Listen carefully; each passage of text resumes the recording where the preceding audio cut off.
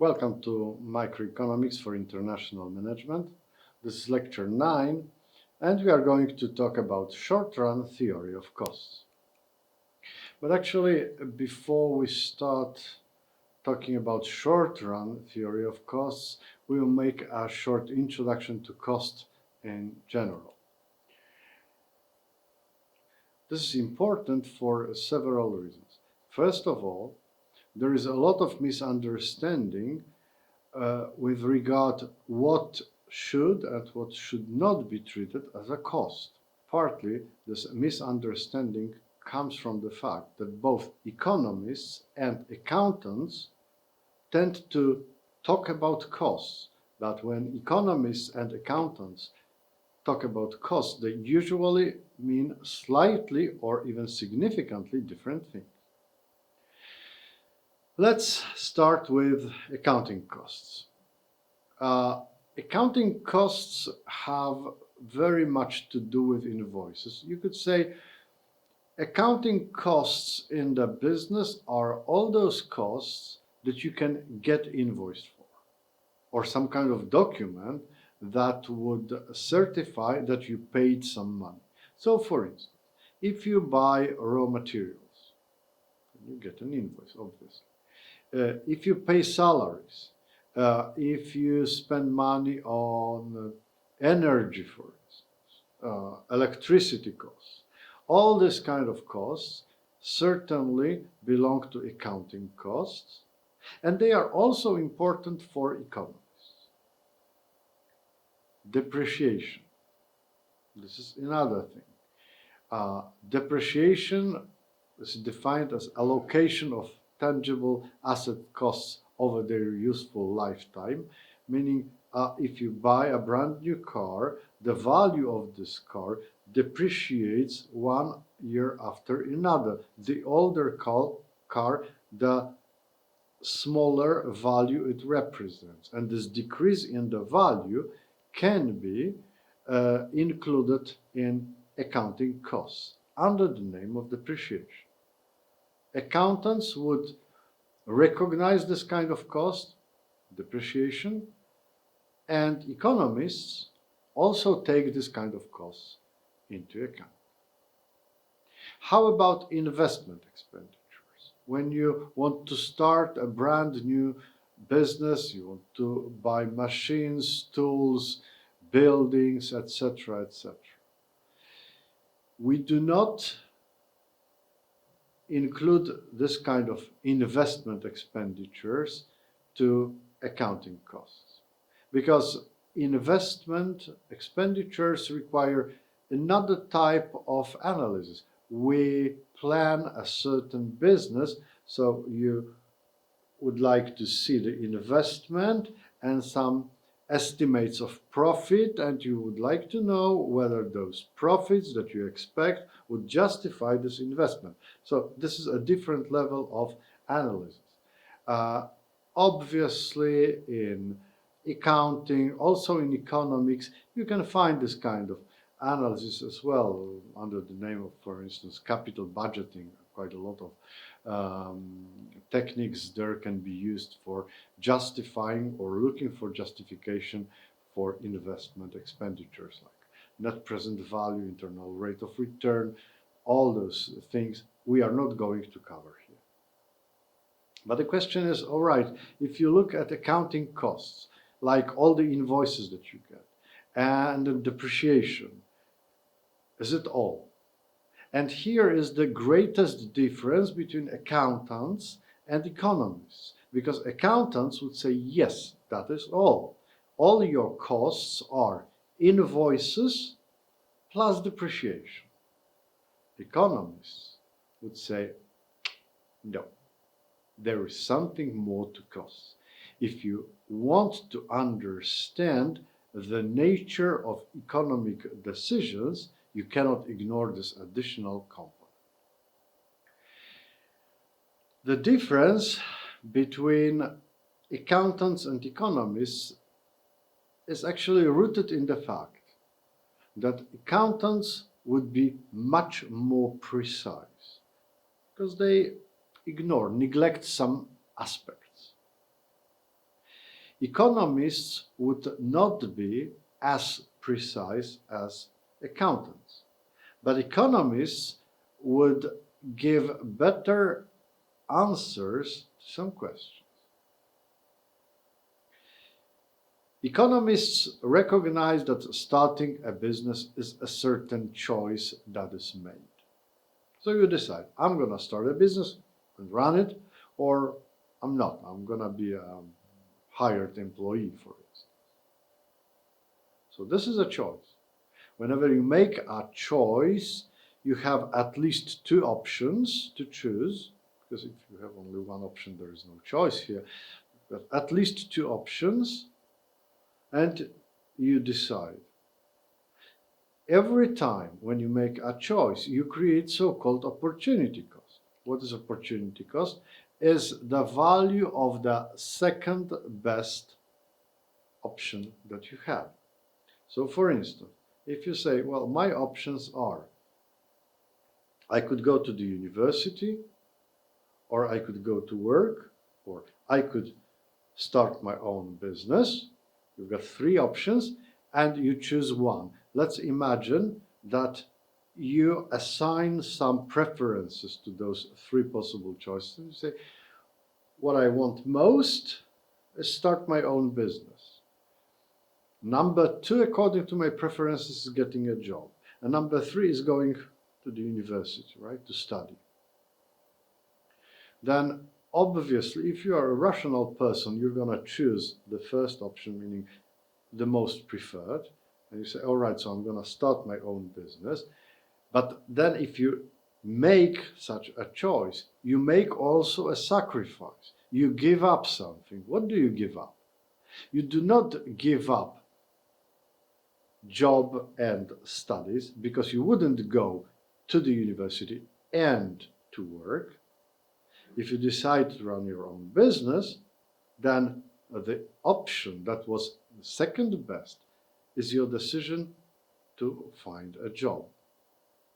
So your opportunity cost will be the lost salary, the salary that you cannot get because you didn't get the job because you decided to start your own business. So if you look from that perspective, you will certainly notice that you lose something, that this salary that you had to give up in order to start your own business is a certain cost. This is something that you lose. Will you get an invoice for the salary that you don't get? No, never. So for accountants, this is not a cost. But economists understand that this opportunity cost is something that you take into account. For instance, if your salary would be 5,000 per month, and you start your business, and this business gives you only 2,000 per month, then obviously you don't want to run your business. Even though this business gives you some profit, but you see that opportunity cost, this lost salary of 5,000 is simply too much.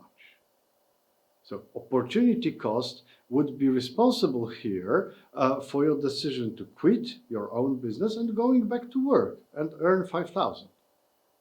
This is why we economists take opportunity cost into account. But obviously there is no invoice for that, and you cannot really precisely tell how big this opportunity cost is. So what is this salary that you lose, right? Because if you don't get this salary, you don't really know how much you would lose. This is just kind of estimation. Since opportunity cost is related to, you could say, alternative reality, to the job that you don't have, all right? So this job does not actually exist in your reality. Then we need to remember that opportunity cost is always connected with some risk level, and risk levels for opportunity cost should be comparable. What I mean is, Uh, if you have $1, and with this $1 you can buy your favorite newspaper, or you can buy a national lottery ticket. And you decide to buy a newspaper rather than a national lottery ticket because you want to read it. Then look at probabilities, look at the risk level. Okay? If you buy a newspaper, it is almost certain that you will be able to read it. Obviously, you may lose it on your way back home. Someone may steal it from you, or you can have an accident and be in hospital, and after all, you are not able to read it. But, well, this kind of risk level is pretty low. When you buy a newspaper, you will quite surely be able to read it. When you buy a lottery ticket, your chances of winning the main prize are pretty low. So, if you sit in your armchair reading your newspaper and you see the results of national lottery and you see that someone could win $20 million, you never can say that this $20 million is actually the opportunity cost of buying this newspaper, because if you didn't buy this newspaper, you could buy a lottery ticket, and with this lottery ticket you could win $20 million. Okay, that's not how it works, because obviously risk levels are very much different.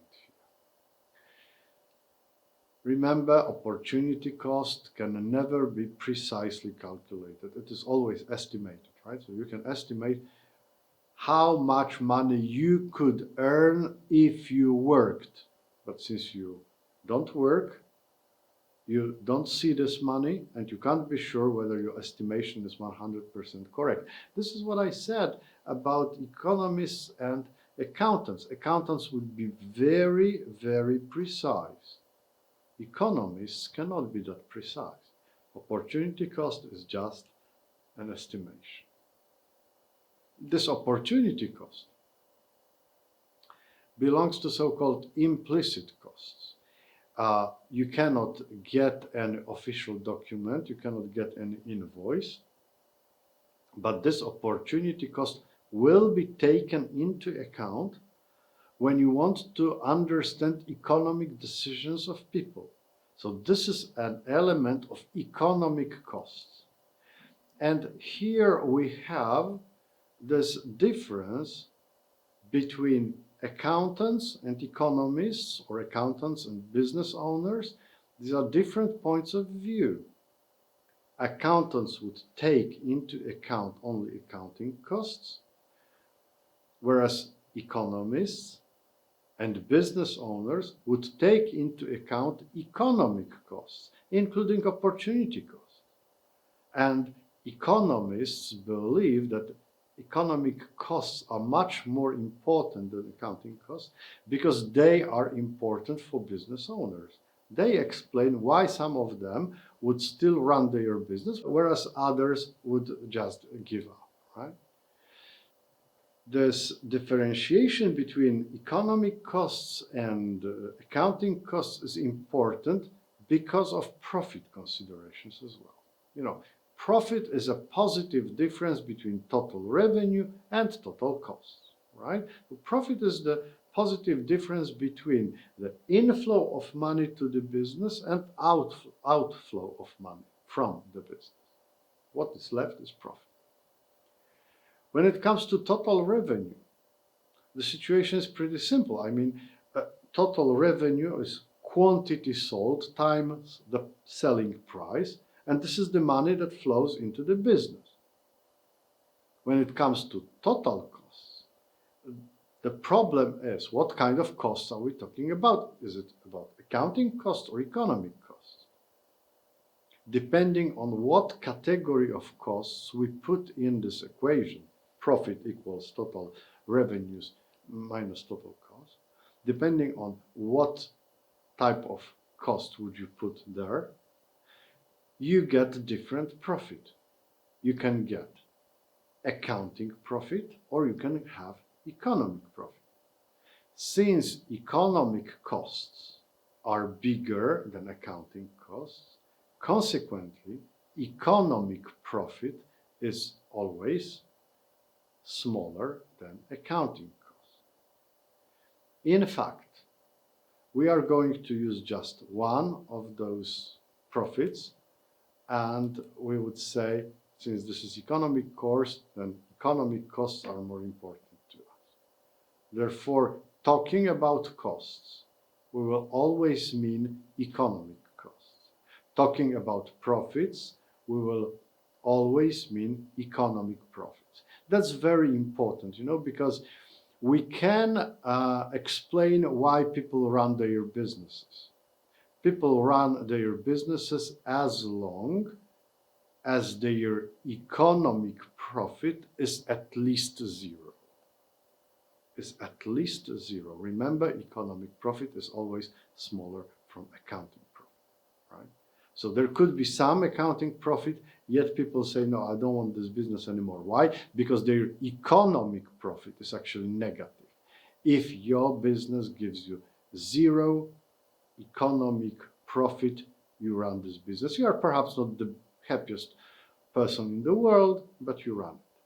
So the difference between accounting costs and economic costs is given here, right? We've got common elements like explicit costs, like depreciation.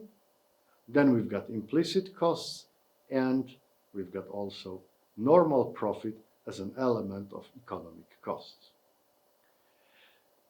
And this may seem as a kind of misunderstanding to you. Why some kind of profit should be included into costs? How profit can be a cost? Well, normal profit can.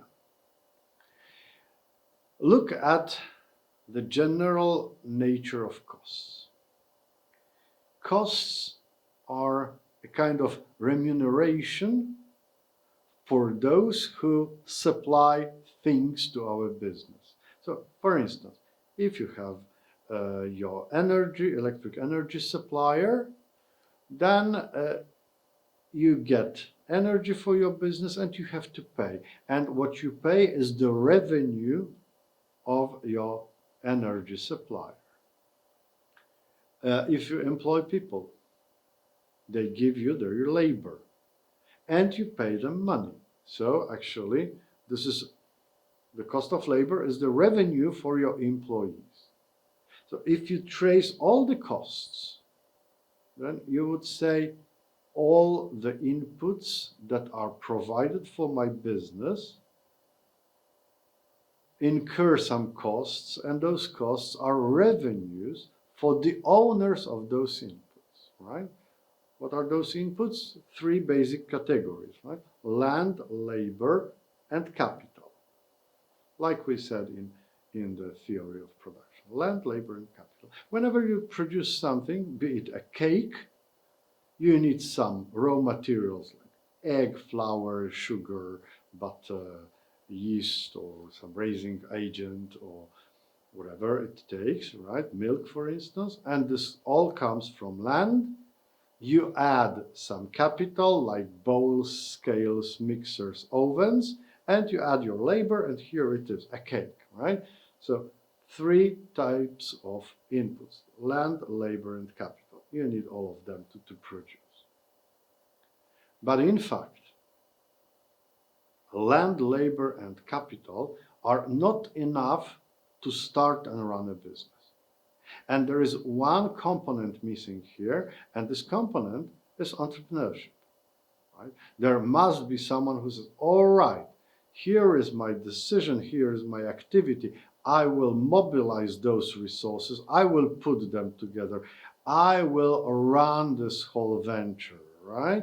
And it will start working, and it will bring some profit, right? So entrepreneurship is one additional kind of special input that has to be put in the business to start it, to run it, and it also has to be rewarded somehow.